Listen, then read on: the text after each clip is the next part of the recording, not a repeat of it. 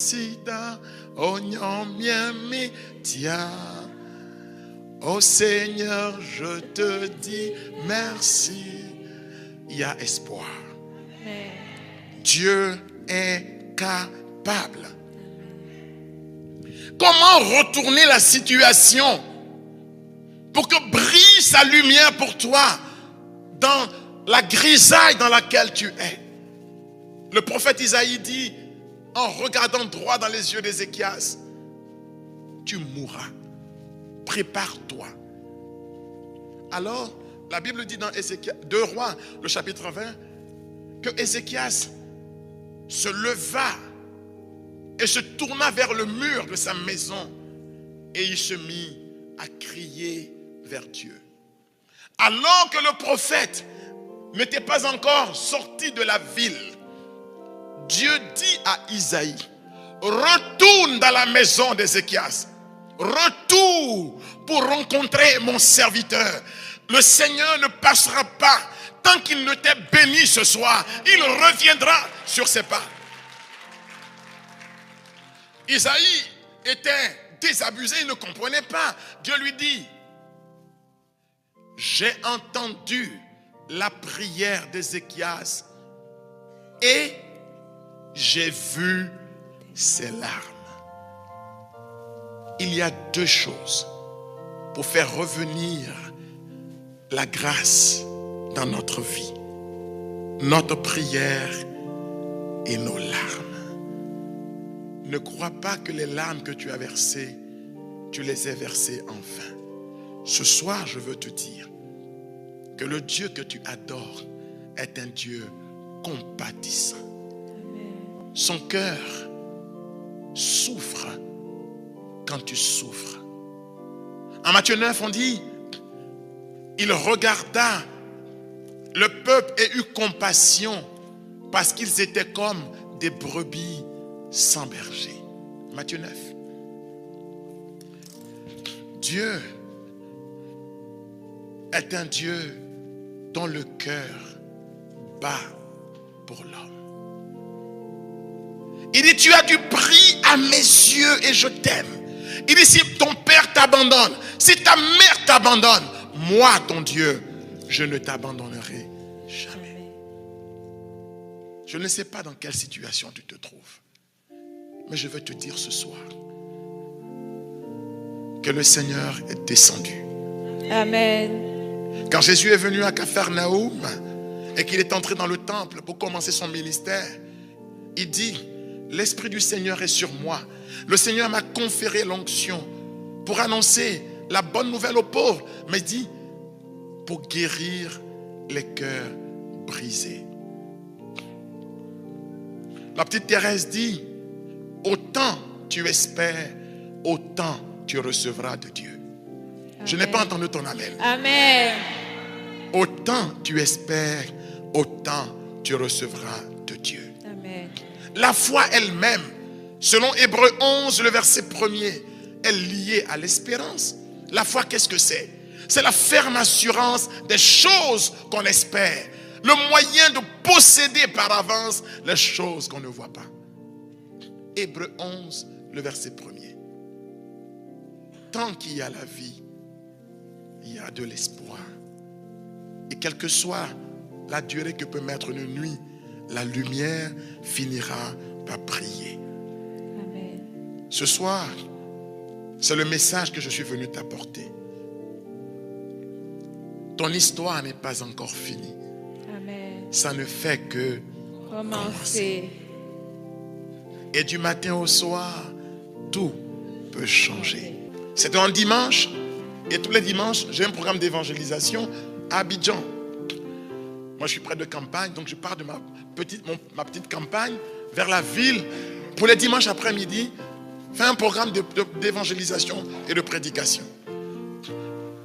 J'ai mes collaborateurs, mes vicaires, nous sommes en communauté religieuse.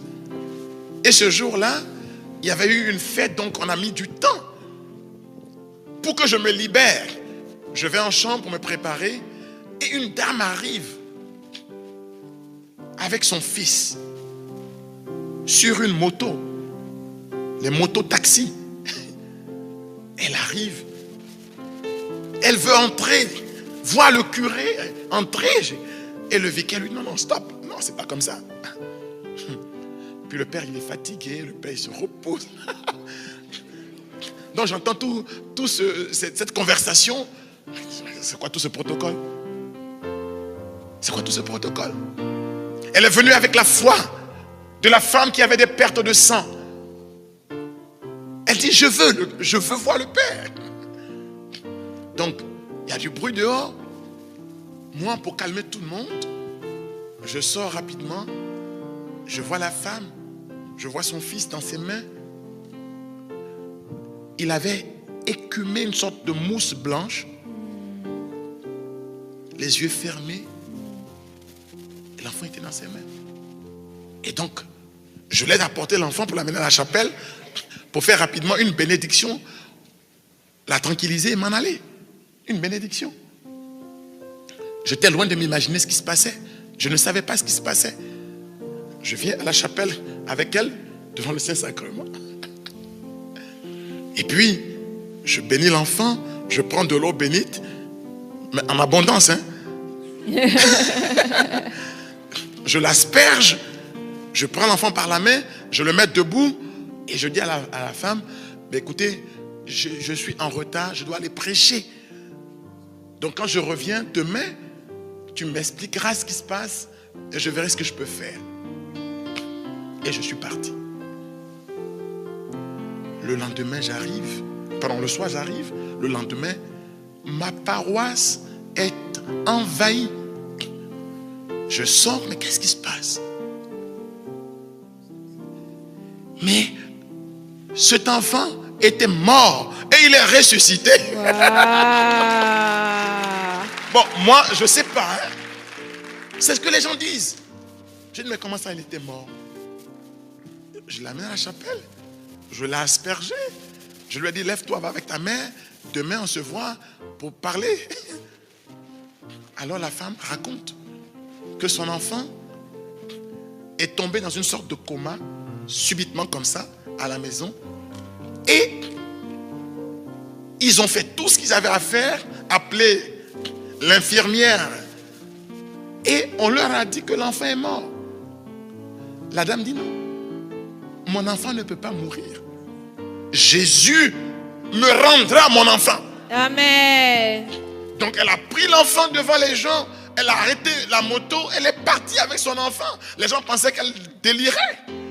Elle est venue à la paroisse. Elle a trouvé 3 prêtres.